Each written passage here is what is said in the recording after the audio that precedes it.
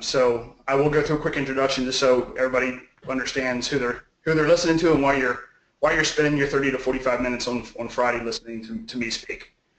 I'm going to quick understanding of what is insider threat. I'm going to discuss a little bit about that change in culture that I just talked about. Absolutely critical is the understanding of how you implement an insider threat program and what components make up an insider threat program.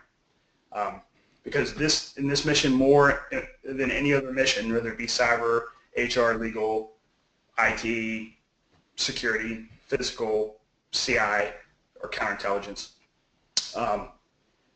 the insider threat program is made up of everyone across the organization. So it's unbelievably important that everyone understand at different levels what makes up an insider threat program.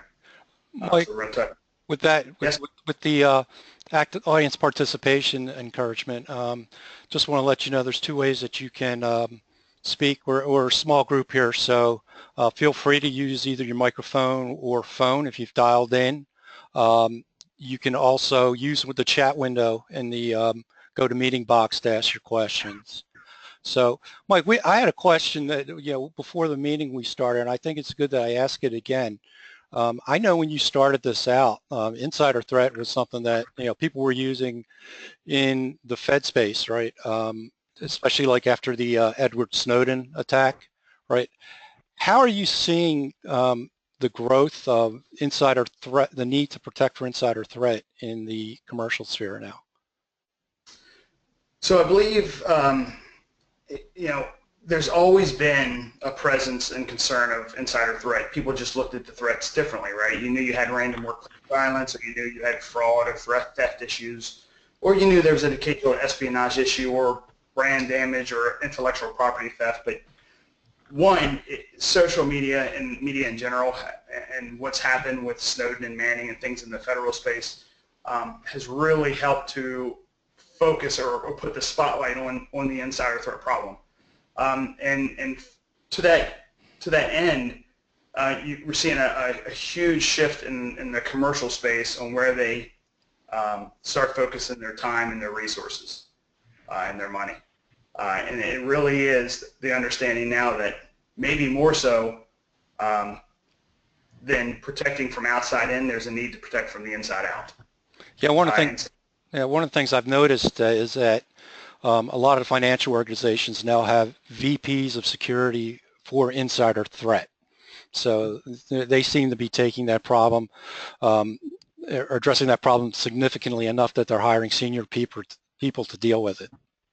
Absolutely, and you're seeing a lot of the folks in the commercial space pulling from the federal workforce or the folks supporting federal programs. So you are seeing a lot of people coming from the federal space that have supported insider threat missions for a very long time, being hired to run commercial programs and stand them up, and they're being ran in a lot of different ways. We'll talk about that a little bit in more detail as well. But where you stand your program up in the reporting structure that you put in place and who owns it isn't really as important as the framework you put around it. Where it resides, it can, we've seen it reside in IT. Primarily security is where it resides, but it usually reports straight up the chain right to either a director level or a VP level. We've even seen it in HR in certain organizations that are HR companies, and it works fine there as well. It's really the framework, how you implement the framework, and that's some of what we're going to talk about today. That is really key to how the program works. So very good question, Paul. So we are going to talk about the implementation. We're going to talk about the ConOps, because the ConOps is what everyone that works within the insider threat program abides by. It's very the concept of operations. Operations. That's great. Yep, sorry about that. And certainly feel free to, there'll probably be some other acronyms used throughout this. No using acronyms to define other acronyms, though. Okay. Absolutely. But think of it as your Bible. I mean, it literally is what you're going to follow. It's there for protection for the program, it's there for protection for the company, and most importantly, it's there for protection of the employee. We're going to talk about the consideration as well. We're going to talk about the hub concept and what that means, and then we're going to talk about specific security concerns as it relates to the insider threat program and how security supports the program and the roles they play. So really quickly, a little bit about me and our company. I am COO, but more importantly, I'm VP of Insider Threat. It's where I spend my days and all my time. As you can imagine, it's a very busy mission space these days. Our company and myself have been supporting insider threat programs since 2009. So we've been doing this for a long while. So when I talk to you today about some of these best practices, things we've seen, I mean, this is everything that we've been through for the last 7 years. It's pulled heavily from a mix of real-world scenarios to intelligence community standards that we follow in the federal space some work very well in the commercial space, the National Insider Threat Policy Standards, Carnegie Mellon's research, we are a partner with them. So all the things I'm going to talk about today are really based on real-world experiences. And the most important thing to take from this is there's not one specific way to fight this mission and to be successful. People are doing it in a variety of ways, but one thing that absolutely is key is the collaboration across the corporation has to happen. And that's what makes this program or this mission so different. We're absolutely going to talk about that. So we do support numerous federal programs. Like I said, we've been doing it since 2009. We support our commercial work over the last 2 years has really started to grow. In fact, we just got back from one of our commercial companies, a lot of which I can't even speak to because obviously they're covered under NDAs and they don't want their information shared. But a few of them are open, and we're engaged with Paychex up in New York, and we just got back from doing a few days of some vulnerability assessment work up there. And next month we'll be out with U.S. Bancorp, helping them as well. So there's a big increase here recently, like Paul and I were just talking about, from interest from the commercial sector to really get their programs up and running. So what is insider threat? So we are absolutely going through a culture change right now. Traditionally, we used to look at insider threat as an espionage problem.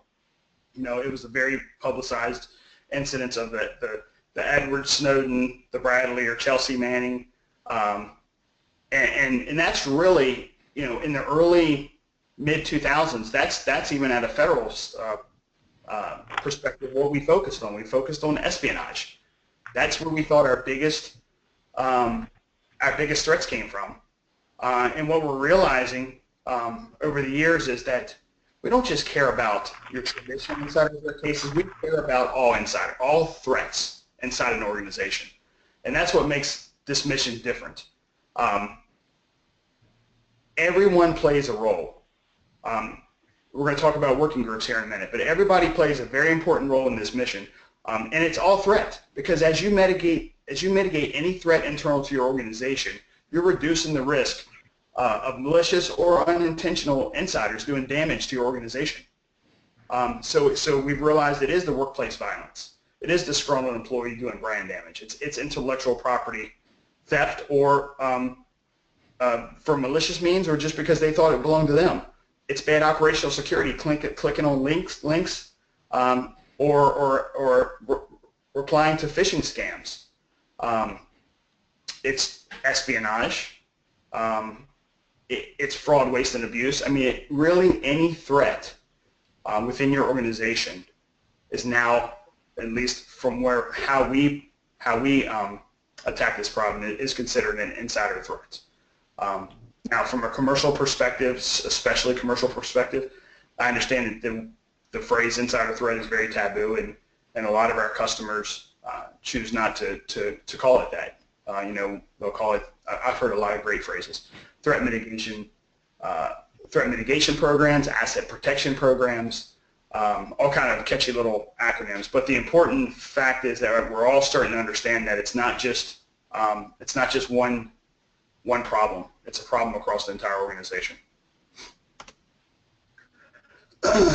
So what we're going to talk about, there's basically four phases, and and the way we look at program implementation. And I'm going to go through this some at a high level just because I don't know how much time we'll end up with, because I want to be able to have everyone ask questions if they like and focus in some of the other areas that may be important to some folks on the call. So we really address the insider threat program implementation and deployment process.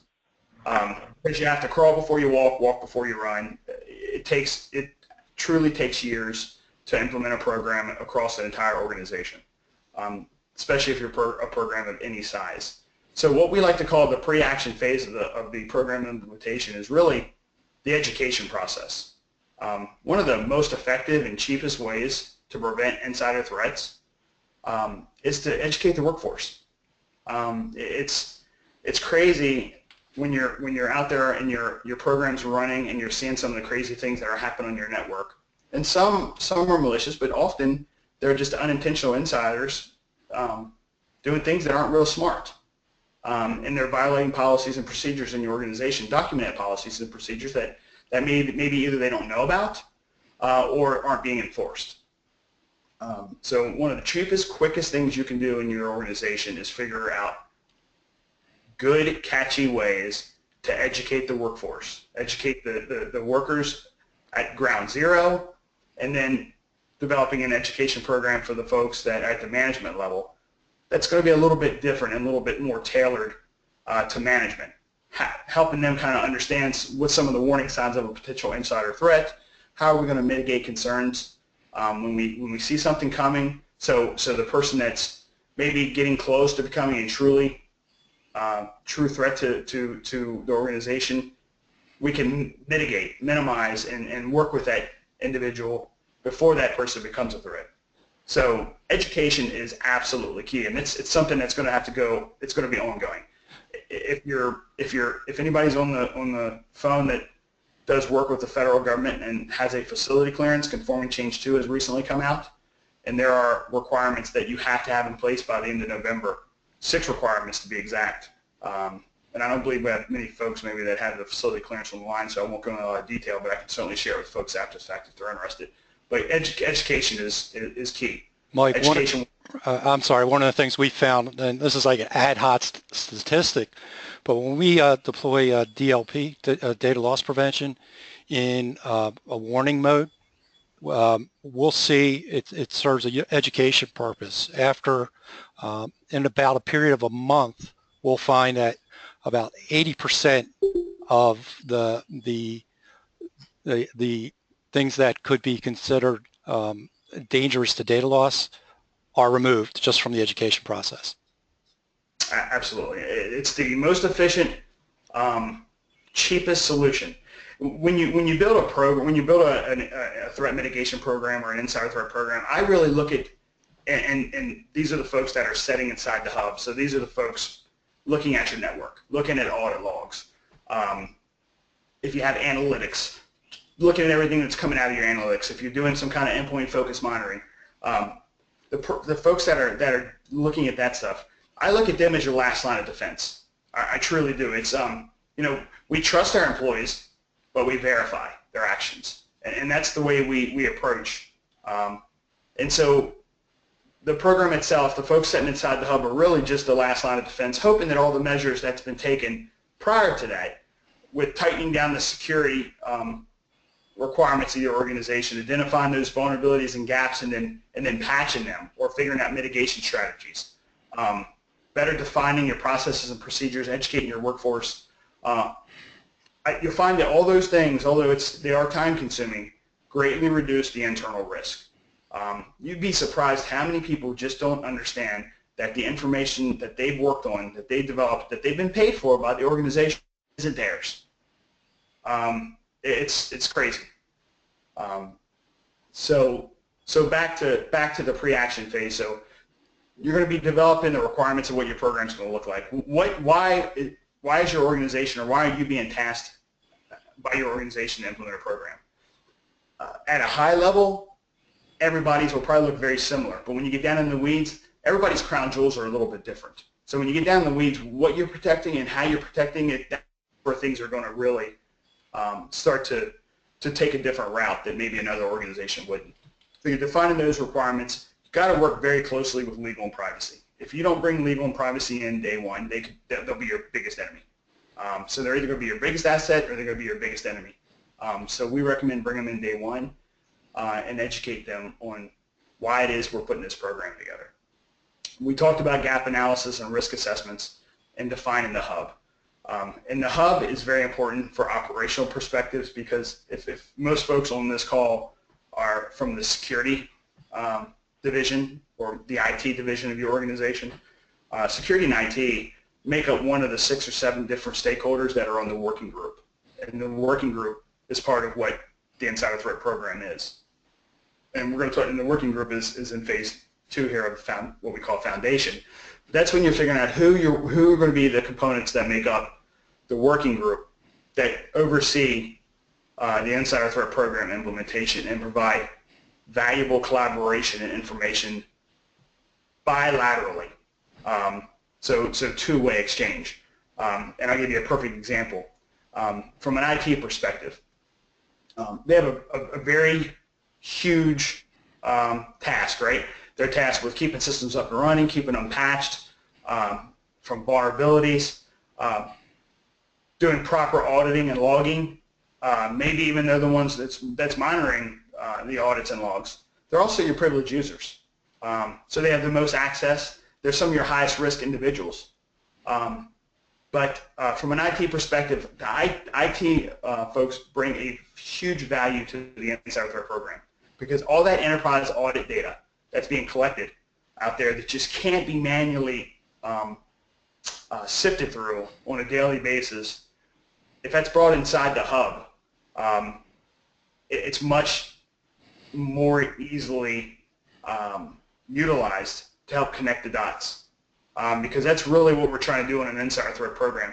That's I didn't really hit it real well when I was talking about the change of culture, but think about it this way. Think of the Insider Threat Program as essentially everybody in the organization is a piece of the puzzle. And then they've decided to stand up the Insider Threat Program, and they say, okay, Insider Threat Program, your job is tasked with putting the puzzle together. That's essentially what the Insider Threat Program is to do. The pieces are already there. People have been doing their job very well for a long period of time. The SOC does their job well, the IT folks their job well, HR does their job, legal does their job. The problem is they do their jobs independent. And they do it. If the SOC folks see somebody doing something malicious, they verify they stopped them. For the most part, they're happy at that point. But the Insider Threat Program may want to dig into that more. There may be something that they know already that if they had that information, they could be able to connect the dots. Same with HR. Somebody leaving the organization is given their 2 weeks notice. At that point is a person that's potentially a very risky individual to take data with them. It's crucial that the Insider Threat Program does that. Privileged users. It's very important that the program understand who the privileged users are. You may want, as part of your ConOps, you may want to place them in what we call enhanced monitoring or something of that nature. So that's all important, and all that is brought into the working groups, and there'll be a representative from each area of the organization in that working group, and that's how that exchange of information and collaboration happens as you build your program. Phase 2, or the foundation phase, is also where we start looking at tool selection. Just making sure how we're doing on time here. On tool selection. So if in phase 1, you looked at your gaps and your vulnerabilities, and you've done your assessments, and you've determined, okay, I have vulnerabilities and gaps in these areas. I will need a tool to address X or Y. Really, the phase 2 is where we really look at, okay, let's start looking at some of the technologies that are out there. And then we're also designing and standing the hub up at this point. Then you shift into more phase 3, which is operations. You're actually running your Insider Threat Program. You're integrating data and tools that you've worked with your different stakeholders, whether it be your traditional data like enterprise audit data, or maybe your non-traditional data like your HR data or your badge, your phone records, or travel, or other data that you may be able to access. And then you're training your program staff, because remember, the program's accessing very sensitive information, and it's absolutely key that that information does not leave the program. It has to stay within the program. If you're, here's a perfect example, and this has happened, unfortunately, in the past on previous programs that we've been aware of. Something's been found. A person of interest has been identified, and they're running through their typical investigative process, following their concept of operations, doing everything right, and then someone leaks the information out that, oh, did you hear about Jimmy? You know, they think he's an insider threat. And then that quickly spreads across Jimmy's friends and everyone else. And then through the course of the investigation, it's realized that what Jimmy was doing was verified. He was asked to do that by his managers or whatever that means may have taken place. Typically, that investigation would just merely be closed with the case notes added in there and that alert cleared. But in this case, because the information got out, there's potential now to be damage to that individual's reputation, and now potentially the company's at risk. So these programs are very, very important, but the information that's used within the program is extremely sensitive. Operations also is where we may start looking at some other means of supporting the mission. Some organizations are taking the stance where they want to really get a better handle on what people are doing at the endpoint, and there's user activity monitoring options that are out there as well. I'm not going to spend a lot of time on this, but one thing I will say about user activity monitoring, especially at the endpoint, is often it gets a bad rap because the corporations think it's too intrusive. I will say with user activity monitoring, the tools are only as intrusive as the policies that are written. Great. So they're very useful tools if you care to utilize them. You just have to be careful on what policies you use, and that's all laid out within your concept of operations.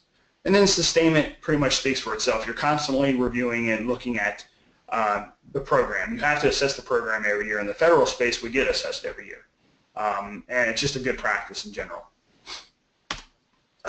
So I want to talk just for a second about the hub. And then the next slide, I believe after that, the two last slides are more specific to security. So here's how the hub concept works. And it's a very good concept. And once again, it doesn't really matter where the program itself sets, but the hub is essentially, it's the inner workings of the wheel, right? And everything that feed the hub are considered the spokes. And the folks inside the hub, just like you see there inside that egg-shaped thing, are the limited individuals with the broadest of accesses. And that's why protection through additional non-disclosure agreements or whatever may be needed is crucial to any operations that happen within the hub. That's why all the information and the analysis that's done should be done within the hub, because it is very sensitive information. You may be discussing investigations, maybe ongoing investigation, maybe legal matters.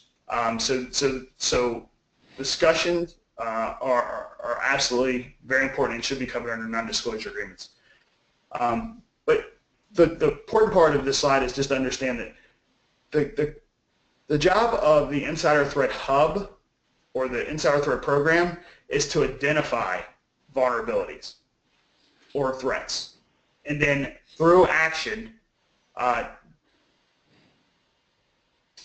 So we got a question. Are the people inside the hub the same people as that's in the working group? No, they're not actually. Think of the working group as, so let's say you have IT, you have HR, you have legal, you have security. Let's say there's 5. Just keep simple right now. So you're going to have a trusted agent or a stakeholder identified for each one of those areas. It may be the VP of HR, it may be the VP of security. It's hard. That's really up to you. But these individuals are going to meet with the Insider Threat Program coordinator, and they make up the hub, or they make up the working group. I'm sorry. And their job is to keep a two-way communication going on between what's going on in HR, legal, security, all those different areas, and then also what's going on within the hub. It's very important that the Insider Threat Program understand if HR is changing their review process.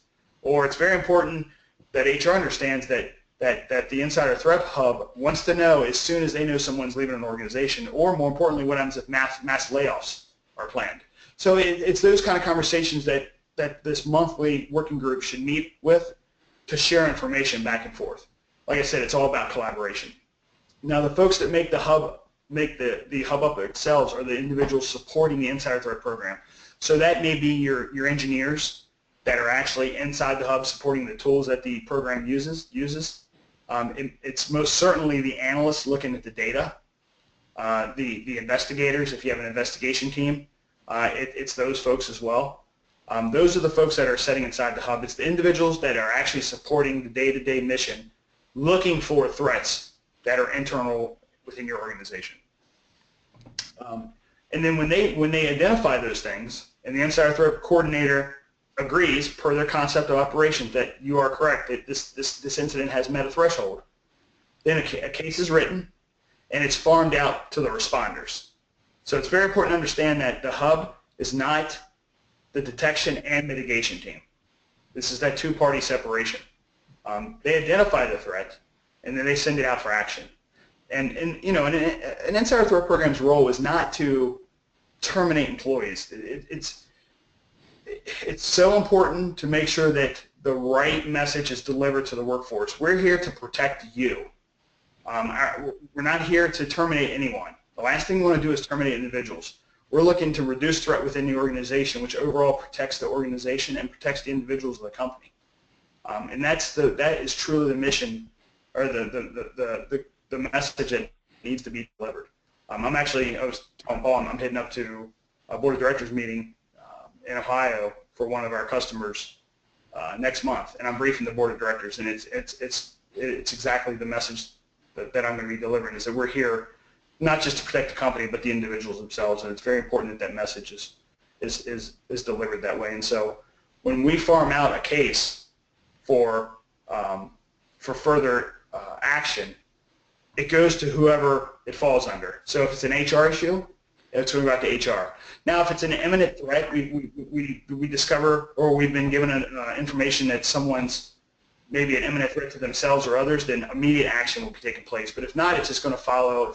If it's a normal incident, it's going to follow the process, and the responder is going to deal with it appropriately based on policies and procedures that are in place. And then, most importantly, that information on how that was handled is fed back into the hub. Because what happens if there's a mitigation strategy? Maybe there's an individual that we detected that's accessing very sensitive information that has nothing to do with their job, and they've been told numerous times not to do this before. And so now they've been instructed, the next time you do this, you're going to be terminated. They may be put on an enhanced monitoring list for a certain amount of time just to make sure that they follow their mitigation plan. And that's just an example. So getting that information fed back into the hub so we can close that incident and understand. And, you know, a year down the road, you might be a company that has 10,000, 20,000, 30,000 employees. You can't keep track of everything going on. So it's very important that that case management system and that chain of custody is very solid. And you can go back and you can look and pull up previous incidents. So that's the hub concept. Here, real quickly, is just some data, some typical data that's usually fed into the hub, and then you'll start understanding why that data is sensitive. That enterprise audit management data is really what makes up all security in IT, and that is a huge amount of data. And when you're filtering that kind of data in, you're really looking at a data analytics solution to help bubble the most concerning individuals up to the top. And there's a lot of different products out there. There's Interset, IBM's Data Modeler, RedOwl, Watchtower, Securonics, the list goes on and on. But when you're looking at feeding thousands, millions, billions of event records from your SIM devices and things like that, you're looking at some kind of data analytics solution that's going to say, okay, look, I'm just going to bubble up the highest 5 to 10% of the riskiest individuals in your organization, and you've just shrunk that 10,000 down to a couple thousand. But that just gives you a list of a lot of the different types of information that's being fed into the hub, or that could be fed into the hub. And this is all about putting that piece of the puzzle together. Any one of those where an individual may have issues in may not come to light. But when you start putting a couple of them together, it starts painting a picture of something that potentially could be concerning. And all that information comes from different parts of the organization. And that's why it's important for the working group and all that collaboration to happen. And that is where we've started changing and evolving how we're going to address this problem. So security and insider threat, and more specifically how security supports and works with the insider threat program or threat mitigation program. They are foremost a representation on the insider threat working group board. That individual should be a high-ranking individual out of security, and when you say security, that takes on a lot of different terms. Some organizations look at security as the FSO is the top. Other organizations look at security as the person that runs the SOC, that has authority over the SOC is that person. The most important thing is that it's somebody that has authority and that can provide the information, share the information, distribute the information as needed to the important stakeholders. And then some of the very important information, and the list goes on and on and on. These are just a few, but some of the things that are important that happen on the security side that are typically things that should be shared with the threat mitigation program, and you see those listed below. Obviously, malicious account misuse. That goes pretty much unsaid. That's absolutely a problem. Abuse of authority or accesses, the need to know, or they go in places or doing stuff they shouldn't be doing. You look back to how we did things 5 years ago.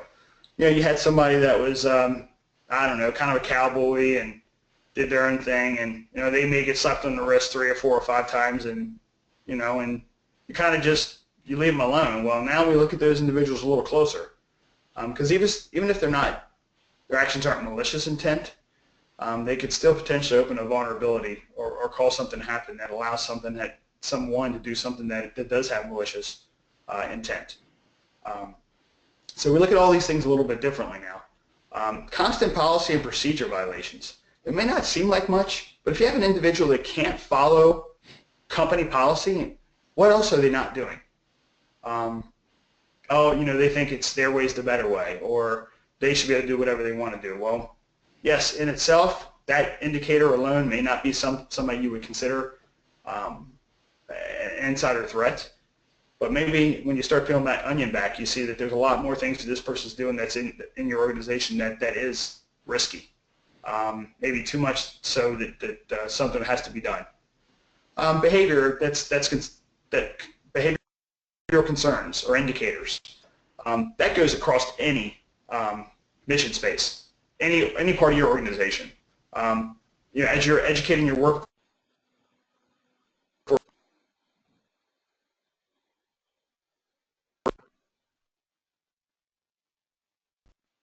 through a non-attributable device, you require individuals to report and fill out information on who they are when they report. Personally, we found you're going to most likely get a lot more referrals if they're anonymous. Yes, you certainly may have some of the folks that report anonymous because they're disgruntled against somebody else, so they don't like them. We look at it this way. We'd rather get those and vet them and work through them and realize that there's nothing to them, and we will, versus getting something that turned out to be very important and we didn't catch, and then caused great damage to an individual or an organization.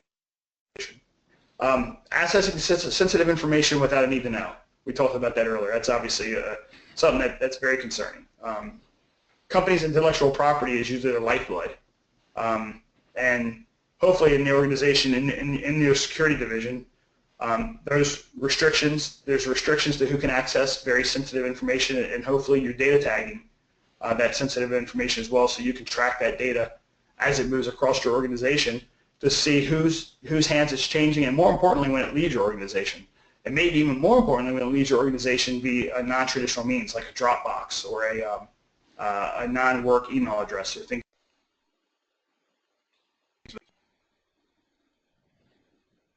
Security, what makes up that working group again.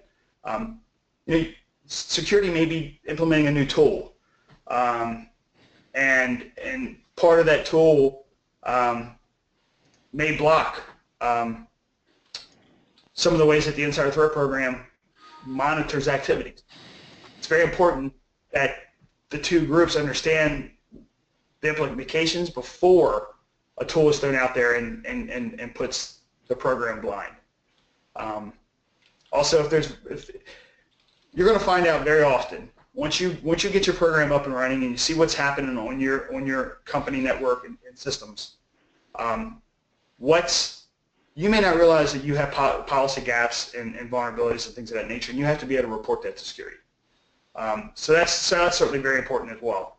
I'm going to shut this down pretty quick, so I want to be able to ask or let anybody ask questions if they want to. But all the other things, abnormal off-hours activity, data exfiltration, we talked about that. Abnormal system activity, SOC concerns. You wouldn't think that the insider threat program would be very interested in incidents happen within the secure operations center, but you'd be very surprised how collaboration between those two groups can actually help bring to light what really happened within an agency's or organization's networks. And then this is just some of the indicators of things that either you're going to want to watch for, or you're going to want to make sure that you have capabilities built in to monitor for. And in the interest of time, since we're running up here on the end, and there's my contact information. You can certainly feel free if you have any questions. I have a lot of documentation that in support of the insider threat mission, depending on what you may or may not be looking for, that I could certainly share with folks. Or if you just have questions in general, I'll certainly have no problem answering those questions.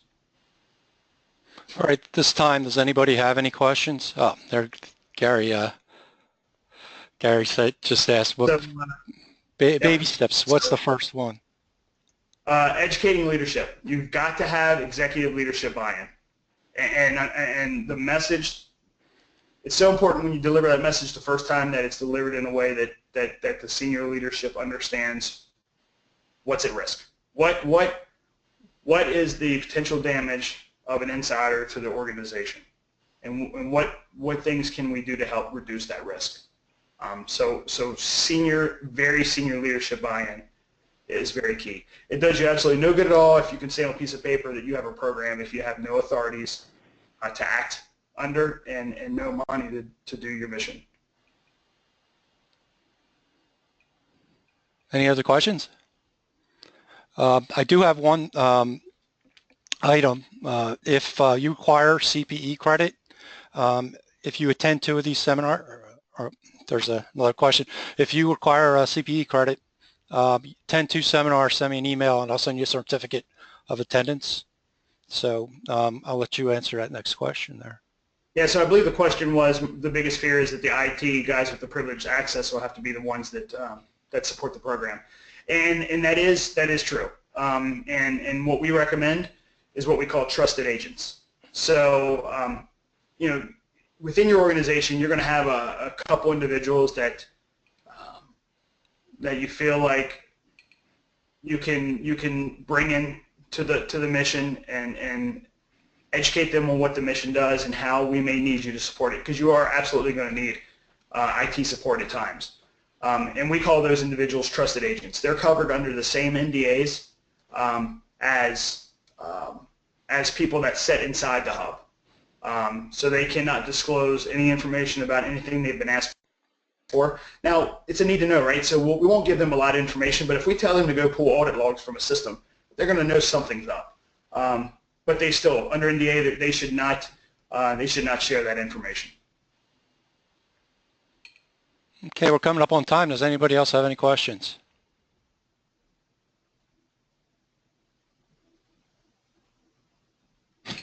Okay, well, I guess by sheer number, Gary, you are the winner of your choice of a Raspberry Pi or a Kindle Fire. So let me know which it'll be, and we'll get back to you as far as getting it sent out to you.